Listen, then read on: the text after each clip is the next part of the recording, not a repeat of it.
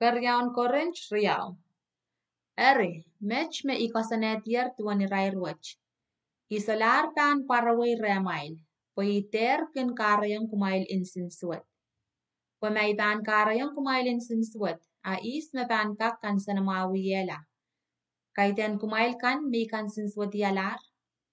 Eri, I karaten e inchinkuwong kumailer.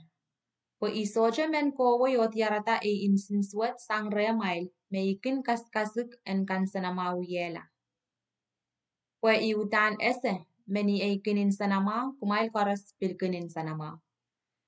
Ime inchingwong kumail ni kapet chow o ni punot o ni sanglal kaitek po yen kan sinsuati kumail la. Apo kumailen pemeta uwan e limpakong kumail. Maakong makin sabungala. Eri, ma emen kan sinsuati yataramen kaitek ngay me e kan sinsuati yala po kumail koras uweyo. Iintaja mech po isoja non men iting aramaso. Akalokolok me e aleyer sang balilauten kumail e icharonger. Mech kumail pan maakong o sawaseta.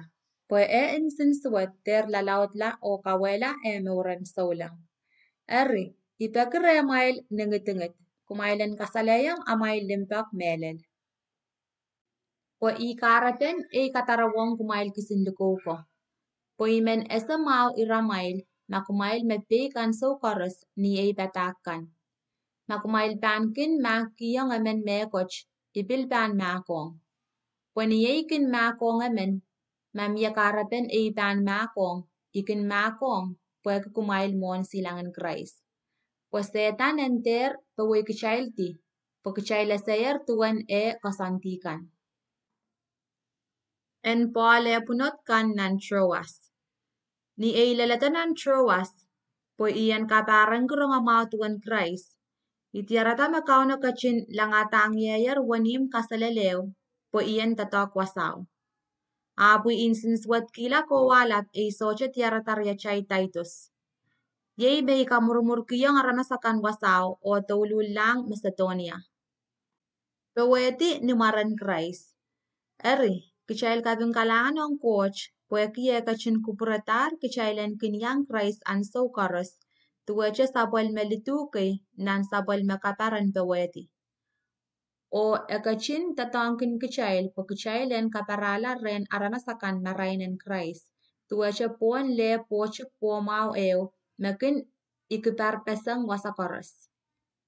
Po kichail raseng pon war po mau me Christ kin kachin merang kiyang coach, me billalong me komurlakan o mauye laklaktaklakan. Ong mauye laklaktaklakan. Po suat eo mekin karayang rail mela. Aong me komurlakan. Po chuk po mau eo mekin karata mur. Eri, is makakuya sangan tatakwach. Po kich, sa socha tuwacha aramas chocho. Makin tatangka masanan coach tuwacha tipso po ichikichik, marakin nachkila. Po ashpatakin pulsang ren coach, makachin parane kuchoto. Sakin kaparak ni melel mon silangi, tuwan latun Christ kay.